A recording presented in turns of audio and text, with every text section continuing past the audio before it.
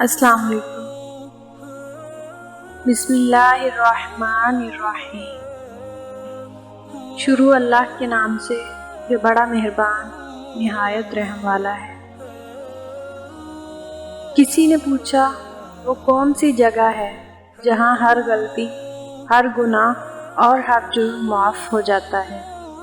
ایک چھوٹا سا بچہ بولا، میری ماں کا دل۔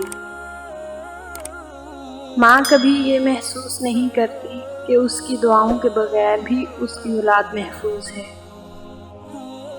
دوسری عورتوں کو کہا جا سکتا ہے کہ ماں جیسی ہو، ماں کو کوئی نہیں کہتا کہ فلاں عورت جیسی ہو۔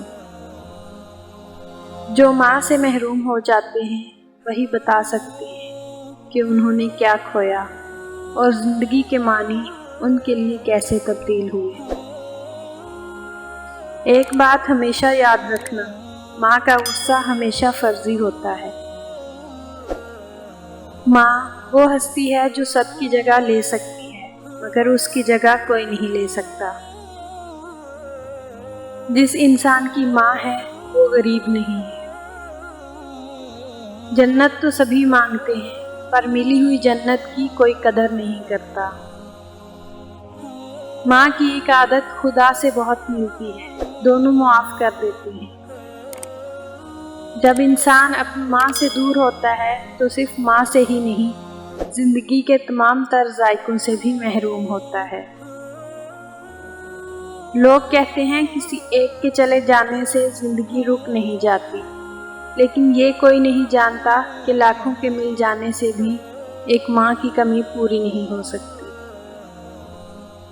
یہ کہہ کر میں فرشتوں سے جنت میں چلا جاؤں گا کہ میں اپنی ماں کے قدموں کے نشان ڈھونڈ رہا ہوں۔ ماں میں وہ مقناطیسی قوت ہے جو پریشان بکھری اولاد کے وجود کو دوبارہ جوڑ کر اس میں تسکین کی روح پھونک دیتی ہے۔ ماں کے لیے سب کو چھوڑ دینا، لیکن سب کے لیے ماں کو مت چھوڑنا، کیونکہ جب ماں روتی ہے تو فرشتوں کو بھی رونا آ جاتا ہے۔ اے رات مجھے ماں کی طرح گود میں لے، دن بھر کی مشقت سے بدن ٹوٹ رہا ہے۔ ساری رات سوتے ہوئے میں نے جنت کی سیر کی۔ صبح جو آنکھ کھلی تو دیکھا سر ماں کے قدموں میں تھا۔